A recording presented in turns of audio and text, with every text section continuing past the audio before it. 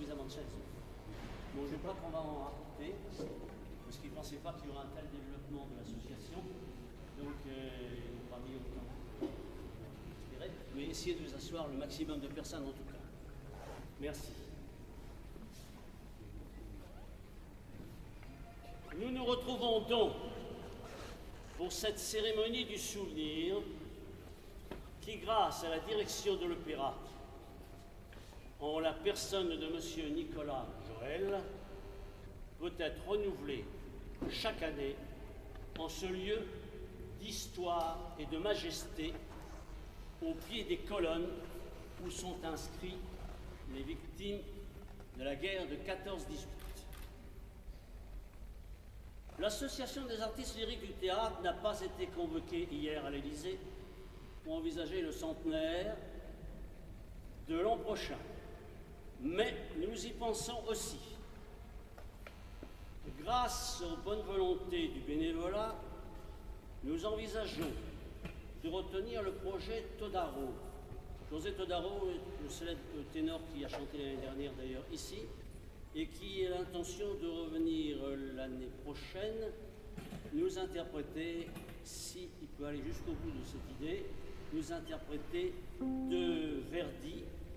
Nous allons entendre donc l'an prochain l'hymne des nations. Alors ça c'est un gros morceau qui demande aussi l'intervention d'une quarantaine de chœurs qu'il ferait venir de Tours.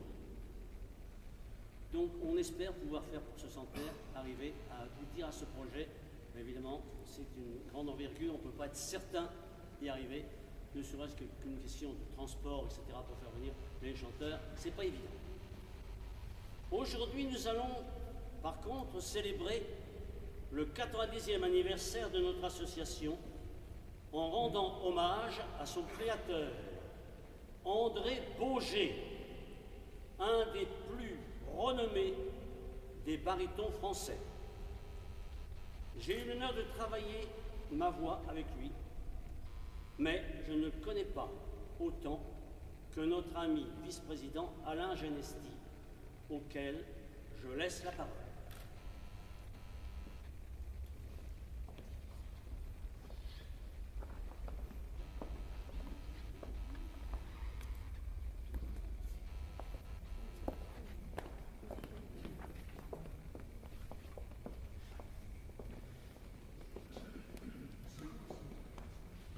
Asseyez-vous. Ceux qui peuvent s'asseoir, asseyez-vous. Ceux qui ne peuvent pas, évidemment.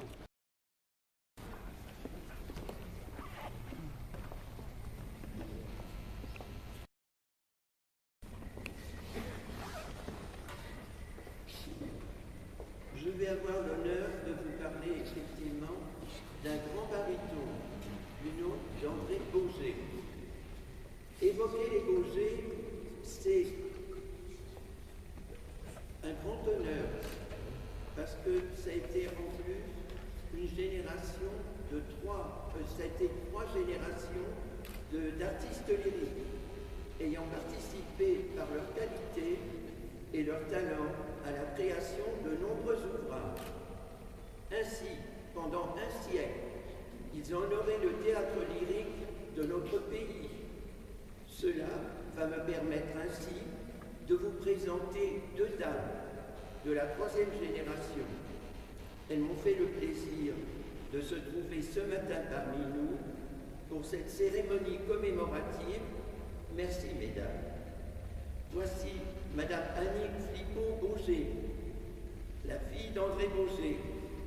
Madame Jacqueline Guy, veuve Alain Boger, belle-fille d'André.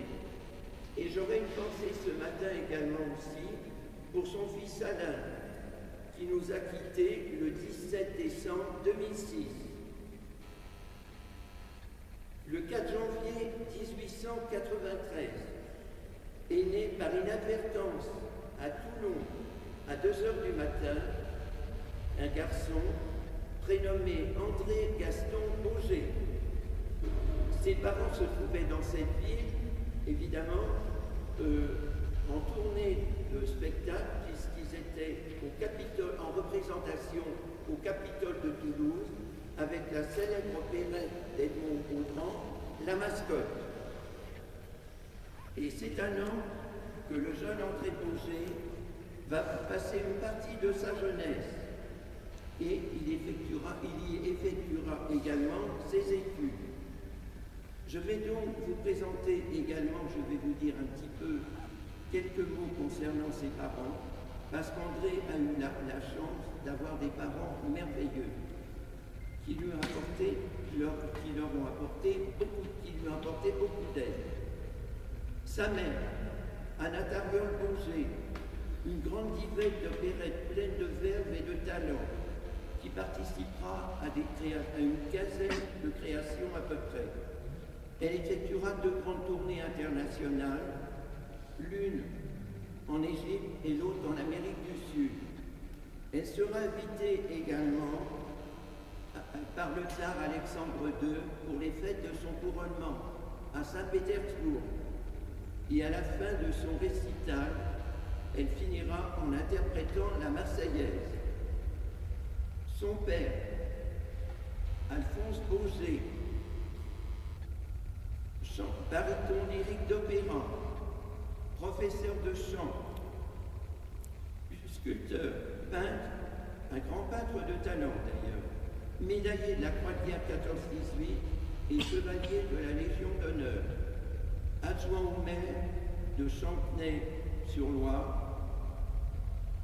M. Bourget a été également une très grande célébrité dans les pays de Loire, ainsi qu'André, puisqu'à Nantes, en 1966, on a fait l'inauguration d'une rue André Bourget. Ce qui permettait au jeune André, c'est qu'il fut attiré d'un côté par les arts plastiques et d'un autre côté par le chant lyrique. Dans ce domaine, Alphonse, son père, fut un professeur qui sut faire fructifier les prédispositions d'un élève passionnément doué. Inscrit à l'école des beaux-arts à l'âge de 18 ans, il participe à l'exposition du Grand Palais. Pour les arts plastiques, il n'arrêtera jamais et les pratiquera tout au long de sa vie. Il participera d'ailleurs à plusieurs expositions. À cet effet, il fit un portrait remarquable du grand comédien sociétaire de la Comédie Française, Maurice Escande, et également un portrait de Maurice Lehmann, directeur du théâtre du Châtelet.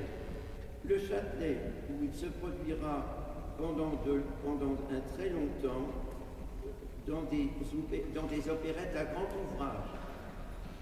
Mais le jeune homme se sentait irrésistiblement attiré par la carrière lyrique, et ce, malgré les réticences de sa mère, qui connaissait certes les avantages, mais aussi les inconvénients.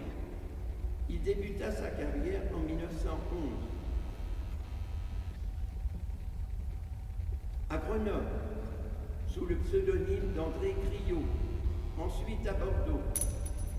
Sa belle voix de baryton fut mise en place grâce à l'enseignement et au cours de son prodigieux papa. Alphonse va se produire et la voix d'André va produire ses fruits, ce qui lui permettra, au cours de sa carrière, de chanter de l'opéra et d'aborder également aussi l'opérette, où il y fera une brillante carrière.